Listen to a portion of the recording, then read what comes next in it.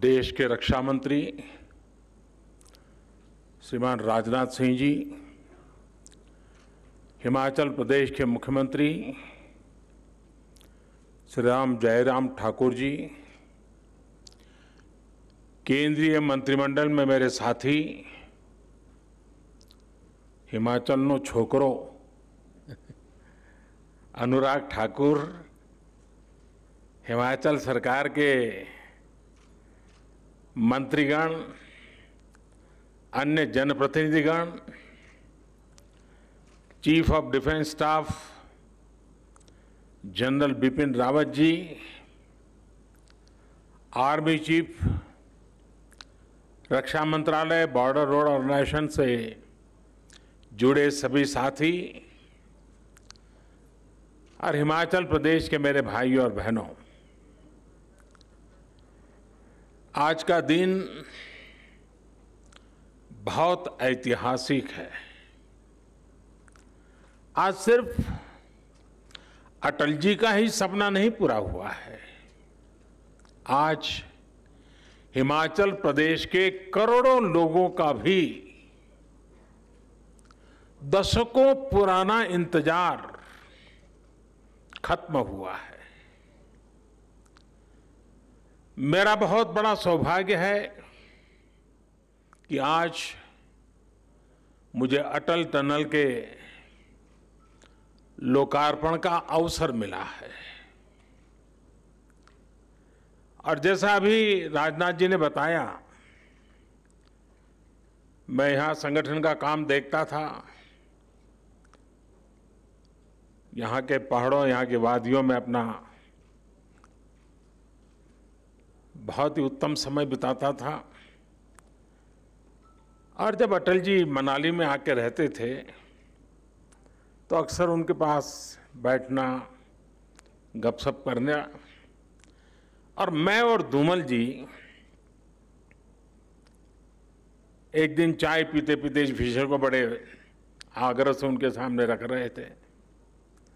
और जैसा अटल जी का विशेषता थी, वो बड़ी आंखें खोल करके हमें गहराई से पढ़ रहे थे कि हम क्या कह रहे हैं। फिर मुंडी हिला देते थे, हाँ भाई, लेकिन आखिरकार जिस बात को लेकर मैं और धूमल जी उनसे लगे रहते थे, वो सुझाव अटल जी का सपना बन गया, संकल्प बन गया, और आज हम उसे एक सिद्धि के रूप में अपनी आंखों के सामने देख रहे हैं। इससे जीवन का कितना बड़ा संतोष हो सकता है, आप कल्पना कर सकते हैं। अब से पहले, कुछ मिनट पहले, हम सब ने एक मूवी भी देखी और मैंने वहाँ एक पिक्चर गैलरी भी देखी, the making of Atal tunnel. अक्सर लोकार्पण की चकाचौंध में वो लोग कहीं पीछे रह जाते हैं जिनके परिश्रम से ये सब संभव हुआ है। अभेद्य पीर पंजाल का उसको भेद कर एक बहुत कठिन संकल्प को आज पूरा किया गया है। इस महायज्ञ में अपना पसीना बहाने वाले,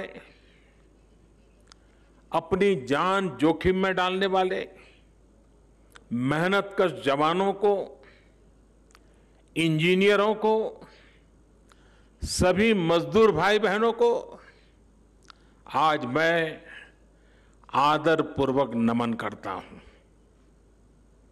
साथियों, अटल टनल हिमाचल प्रदेश के एक बड़े हिस्से के साथ साथ नए केंद्र शासित प्रदेश लेह लद्दाख की भी लाइफलाइन बनने वाला है। अब सही मायनों में हिमाचल प्रदेश का ये बड़ा क्षेत्र और लेह लद्दाख देश के बाकी हिस्सों से हमेशा जुड़े रहेंगे।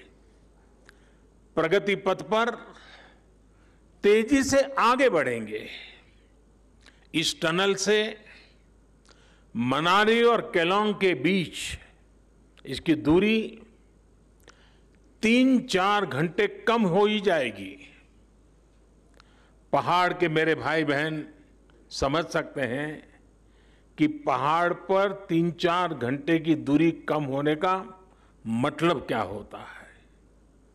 साथियों, लेह लद्दाख के किसानों, बागवानों, युवाओं के लिए भी अब देश की राजधानी दिल्ली और दूसरे बाजार तक उनकी पहुंच आसान हो जाएगी।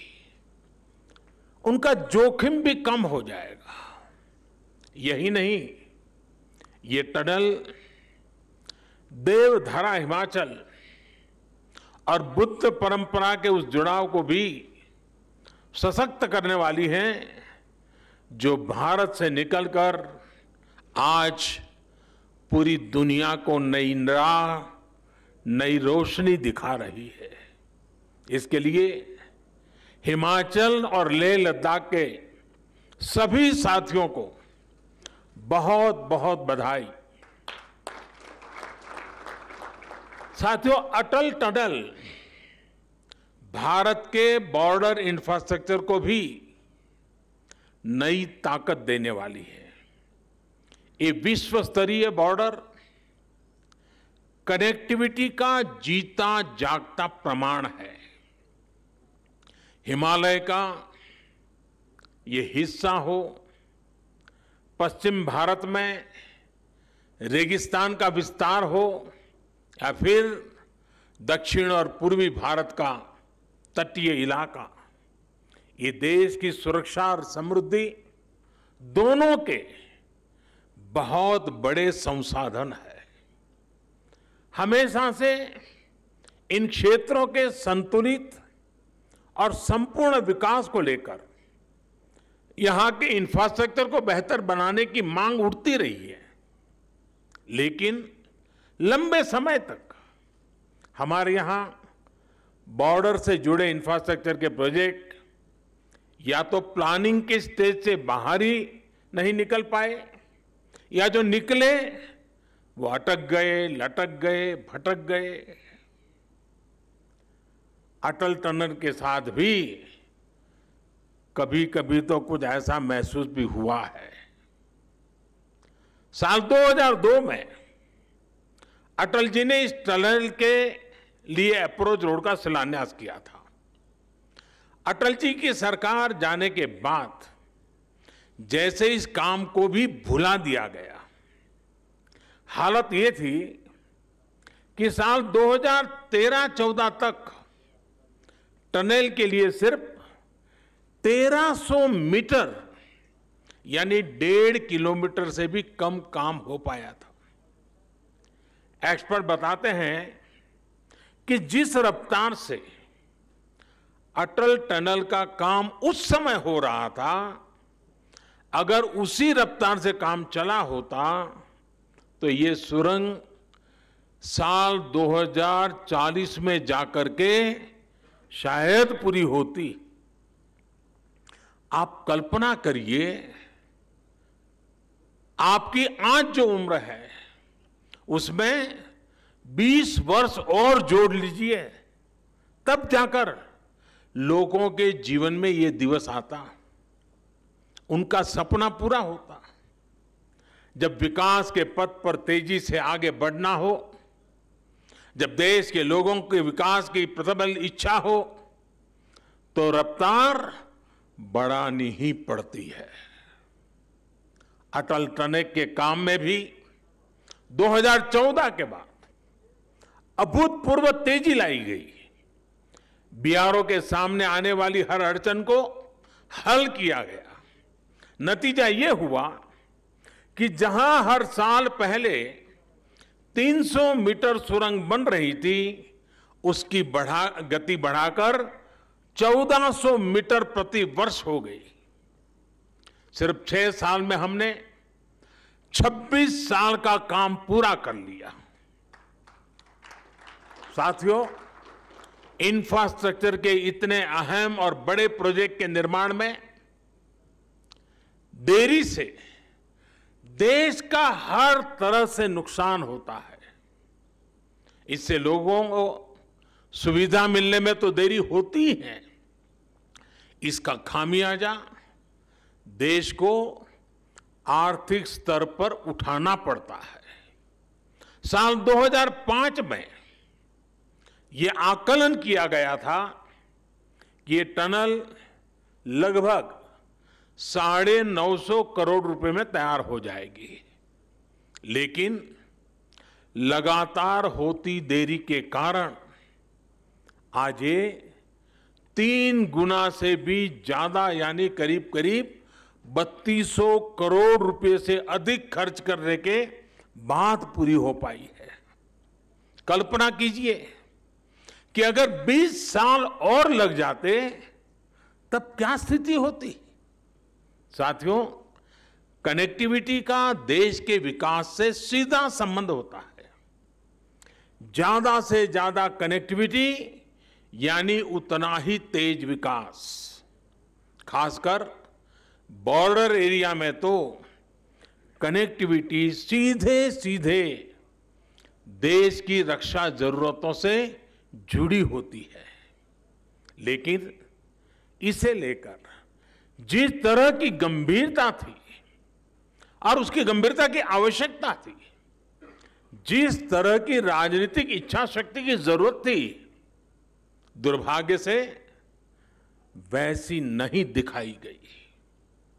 अटल टनल की तरह ही अनेक महत्वपूर्ण प्रोजेक्ट्स के साथ ऐसा ही व्यवहार किया गया। लद्दाख में दौलत बेग ओल्डी के रूप में सामरिक रूप से बहुत महत्वपूर्ण एयर स्ट्रिप 40-50 साल तक बंद रही। क्या मजबूरी थी, क्या दबाव था, मैं इसके विस्तार में जाना नहीं चाहता। इसके बारे में बहुत कुछ कहा जा चुका है, बहुत कुछ लिखा जा चुका है, लेकिन सच्चाई यही है कि दौलत बेग ओल्डी की एयर स्ट्रिप वायुसेना ने अपने इरादों की वजह से शुरू हो पाई, उसमें राजनीतिक इच्छा शक्ति कहीं नजर नहीं आई। साथियों, मैं ऐसे दर्जनों प्रोजेक्ट गिना सकता हूं जो सामरिक दृष्टि से और सुविधा की दृष्टि से भले ही कितने भी महत्वपूर्ण रहे हो, लेकिन बरसों तक नजरअंदाज किए गए। मुझे याद है, मैं करीब 2 साल पहले अटल जी के जन्मदिन के अवसर पर असम में था। वहां पर भारत के सबसे लंबे रेल रोड ब्रिज बोगीबील पुल को देश को समर्पित करने का अवसर मुझे मिला था। ये पुल आज नॉर्थ ईस्ट और अरुणाचल प्रदेश से कनेक्टिविटी का बहुत बड़ा माध्यम है। बोगीबील ब्रिज पर भी अटल जी की सरकार के समय ही काम शुरू हुआ था, लेकिन उनकी सरकार जाने के बाद फिर इस पुल का काम सुस्त हो गया।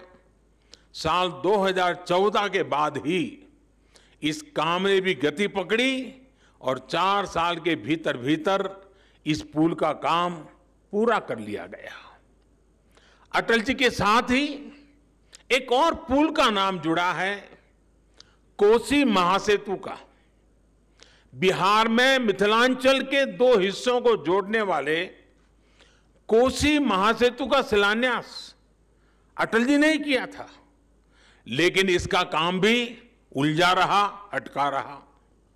2014 में हमें सरकार में आने के बाद कोसी महासेतु का काम भी हमने तेज करवाया। अब से कुछ दिन पहले ही कोसी महासेतु का भी लोकार्पण किया जा चुका है। साथियों, देश के करीब करीब हर हिस्से में कनेक्टिविटी के बड़े बड़े प्रोजेक्ट्स का यही हाल रहा है, लेकिन अब ये स्थिति बदल रही है और बहुत तेजी के साथ बदल रही है। बीते 6 वर्षों में इस दिशा में अभूतपूर्व प्रयास किया गया है। विशेष रूप से बॉर्डर इंफ्रास्ट्रक्चर के विकास के लिए पूरी ताकत लगा दी गई है।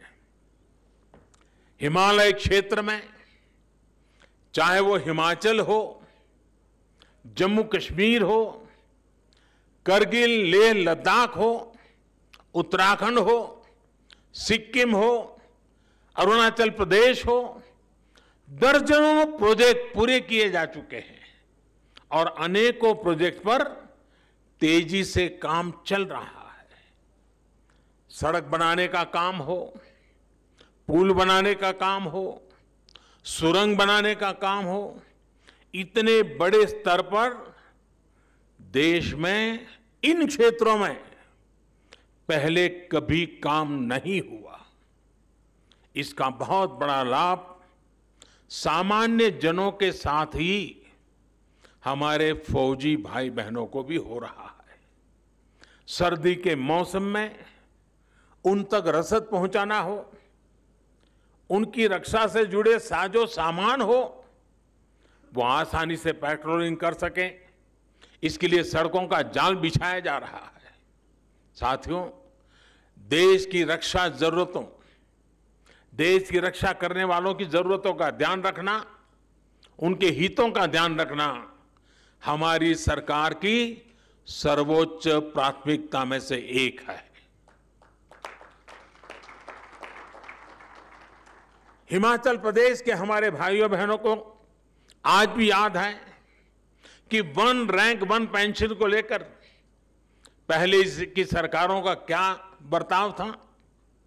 4 दशकों तक हमारे पूर्व फौजी भाइयों को सिर्फ वायदे ही किए गए, कागजों में सिर्फ 500 करोड़ रुपए दिखाकर ये लोग कहते थे कि 1 रैंक 1 पेंशन लागू करेंगे, लेकिन किया फिर भी नहीं। आज 1 रैंक 1 पेंशन का लाभ देश के लाखों पूर्व फौजियों को मिल रहा है। सिर्फ एरियर के तौर पर ही केंद्र सरकार ने लगभग 11,000 करोड़ रुपए पूर्व फौजियों को दिए हैं। हिमाचल प्रदेश के भी करीब करीब 1 लाख फौजी साथियों को इसका लाभ मिला है। हमारी सरकार के फैसले साक्षी हैं कि हमने जो फैसले किए वो हम लागू करके दिखाते हैं। देश हित से बड़ा, देश की रक्षा से बड़ा हमारे लिए और कुछ नहीं है। लेकिन देश ने लंबे समय तक वो दौर भी देखा है जब देश की रक्षा हितों के साथ समझौता किया गया। देश की वायुसेना आधुनिक फाइटर प्लेन मांगती रही। वो लोग फाइल पे फाइल, फाइल पे फाइल, कभी फाइल खोलते थे, कभी फाइल से खेलते थे। गोला बारूद हो, आधुनिक राइफलें हो, बुलेट प्रूफ जैकेट्स हो, कड़ाके की ठंड में काम आने वाले उपकरण और अन्य सामान हो, सब कुछ ताक पर रख दिया गया था। एक समय था जब हमारी ऑर्डिनेंस फैक्ट्रियों की ताकत अच्छों के होश उड़ा देती थी, लेकिन देश की ऑर्डिनेंस फैक्ट्रियों को अपने हाल पर छोड़ दिया गया। देश में स्वदेशी लड़ाकू विमानों, हेलीकॉप्टरों के लिए HAL जैसी विश्व स्तरीय संस्था बनाई गई, लेकिन उसे भी मजबूत करने पर उतना ध्यान नहीं दिया गया।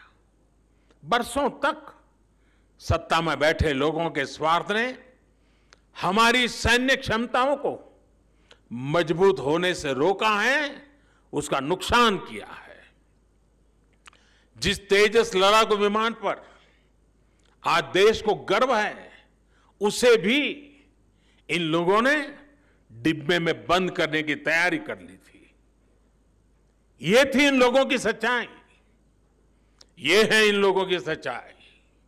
साथियों, अब आज देश में ये स्थिति बदल रही है। देश में ही आधुनिक अस्त्र शस्त्र बने, मेक इन इंडिया हथियार बने, इसके लिए बड़े रिफॉर्म्स किए गए हैं। लंबे इंतजार के बाद चीफ ऑफ डिफेंस स्टाफ की व्यवस्था अब हमारे सिस्टम का हिस्सा है। इसे देश की सेनाओं की आवश्यकताओं के अनुसार प्रोक्योरमेंट और प्रोडक्शन दोनों में बेहतर समन्वय स्थापित हुआ है। अब अनेक ऐसे साजो सामान हैं जिनको विदेश से मांगने पर प्रतिबंध लगा दिया गया है। वो सामान अब सिर्फ भारत के उद्योगों से ही खरीदना जरूरी कर दिया गया है।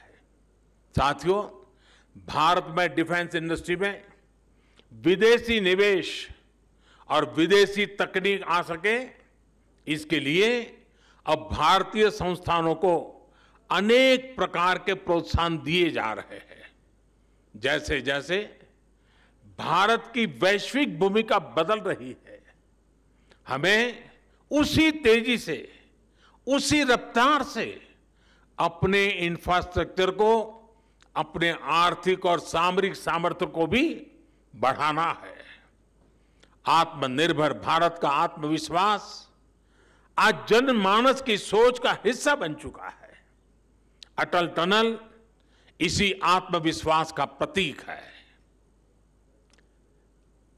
एक बार फिर मैं आप सभी को, हिमाचल प्रदेश को और लेह लद्दाख के लाखों साथियों को बहुत बहुत बधाई और बहुत बहुत शुभकामनाएं देता हूं।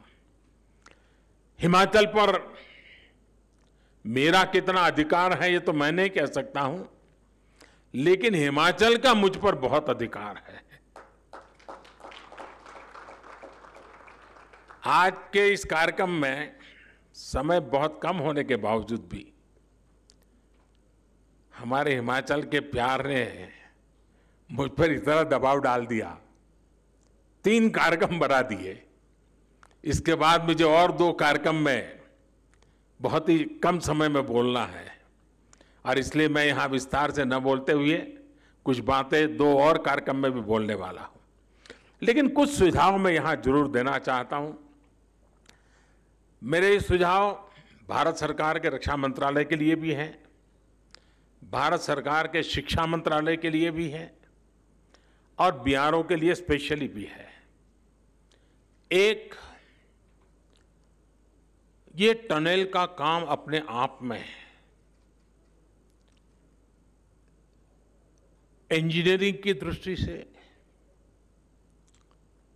वर्क कल्चर की दृष्टि से यूनिक है। पिछले इतने वर्षों में, जब से इसका डिजाइनिंग का काम शुरू हुआ, कागज पे लिखना शुरू हुआ, तब से लेकर कब तक, अब 1000-1500 लोग ऐसे छांटे, मजदूर भी हो सकता है और टॉप व्यक्ति भी हो सकता है। उसने जो काम किया है, उसका अपना जो अनुभव है, उसको वो अपनी भाषा में लिखे। एक 1500 लोग पूरी प्रोसेस को अगर लिखेंगे, कब क्या हुआ, कैसे हुआ, एक ऐसा डॉक्यूमेंटेशन होगा जिसमें ह्यूमन टच होगा। जब हो रहा था तब वो क्या सोचता था, कभी तकलीफ आई तो उसको क्या लगा। एक अच्छा डॉक्यूमेंटेशन, मैं एकेडमिक डॉक्यूमेंटेशन नहीं कह रहा हूँ, ये वो डॉक्यूमेंटेशन है जिसमें ह्यूमन टच है। किसी मजदूर काम करता होगा, उस दिन खाना नहीं पहुंचा होगा, कैसे काम किया होगा, उस बात का भी बड़ा महत्व होता है। कभी कोई सामान पहुंचने वाला होगा, बर्फ के कारण पहुंचा नहीं होगा, कैसे काम किया होगा। कभी कोई इंजीनियरिंग चैलेंज आया होगा, कैसे किया होगा। मैं चाहूंगा कि कम से कम 1500 लोग, हर स्तर पे काम करने वाले, 5 पेज, 6 पेज, 10 पेज अपना अनुभव लिखे। किसी एक व्यक्ति को जिम्मेवारी दीजिए फिर उसको थोड़ा ठीक ठाक करके लैंग्वेज वगैरह करके एक डॉक्यूमेंटेशन करना चाहिए। और छापने की जरूरत नहीं है, डिजिटली बना देंगे तो भी चलेगा। दूसरा, मेरा शिक्षा मंत्रालय से आग्रह है कि हमारे देश में जितने भी टेक्निकल और इंजीनियरिंग से जुड़ी यूनिवर्सिटीज हैं, उन यूनिवर्सिटीज के बच्चों को केस स्टडी का काम दिया जाए और हर वर्ष एक एक यूनिवर्सिटी से 8-10 बच्चों की एक बैच यहाँ आए। केस स्टडी ये कैसे कल्पना हुई, कैसे बना, कैसे चुनौतियाँ आई, कैसे रास्ते निकाले, और दुनिया में सबसे ऊंची और सबसे लंबी जगह पे विश्व में नाम कमाने वाली इस टनल का इंजीनियरिंग नॉलेज हमारे देश के स्टूडेंट्स को होना ही चाहिए। इतना ही नहीं, ग्लोबली भी मैं चाहूँगा एमईए के लोग कुछ यूनिवर्सिटीज को इनवाइट करें, वहाँ की यूनिवर्सिटी केस स्टडी के लिए यहाँ आए, प्रोजेक्ट के रूप में स्टडी करें। दुनिया के अंदर हमारे इस ताकत की पहचान होनी चाहिए, विश्व को हमारी ताकत का परिचय होना चाहिए। सीमित संसाधनों के बाद भी कैसे अद्भुत काम वर्तमान पीढ़ी के हमारे जवान कर सकते हैं, इसका ज्ञान दुनिया को होना चाहिए। और इसलिए मैं चाहूँगा कि रक्षा मंत्रालय, शिक्षा मंत्रालय, एमईए, बीआरओ सब मिल करके एक प्रकार से लगातार ये एजुकेशन का हिस्सा बन जाए। टनल का काम हमारी एक पूरी नई पीढ़ी से तैयार हो जाएगी। तो टनल एक इंफ्रास्ट्रक्चर बनेगा, लेकिन मनुष्य निर्माण भी एक बहुत बड़ा काम होता है। हमारे उत्तम इंजीनियर बनाने का काम भी ये टनल कर सकती हैं, और उस दिशा में भी हम काम करें।